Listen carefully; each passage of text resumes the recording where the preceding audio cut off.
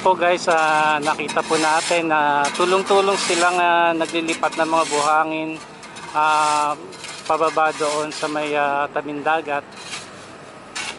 Ayan po, it's 9:14 in the evening po at naririto pa rin tayo nagbibigay ng update sa progress dito po sa Manila Bay.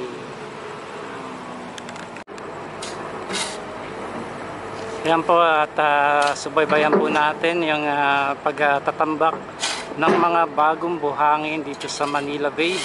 At more than a year daw, sabi po sang nakausap natin kanina, or less than a year na sila ay magtatambak ng mga buhangin dito sa Manila Bay.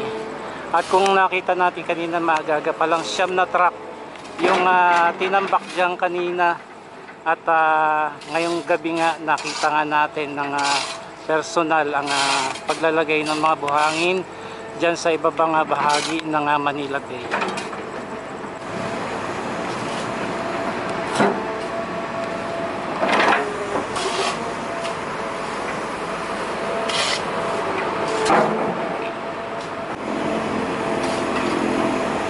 Ayan po, it's 9:14 in the evening po at nasaksihan po natin yung paglilipat ng mga buhangin doon sa may ibabang bahagi ng Manila Bay. At nakita po natin ng personal na tulong-tulong silang naglalagay ng buhangin doon sa ibabang bahagi po ng Manila Bay.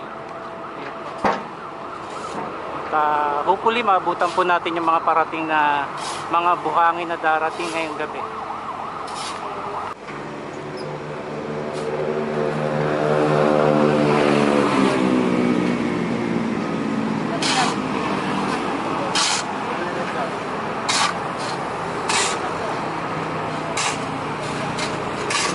Guys, it's 9:14 in the evening po at nasaksihan po natin ng personal yung paglilipat nila ng buhangin doon sa may ibabang bahagi ng Manila Bay. At hopefully makunan pa rin natin ng footage yung mga parating na mga buhangin dito sa Manila Bay. At ang sabi po nila ay sa gabi lang daw po sila makakapag transfer ng mga buhangin dito po sa Manila Bay.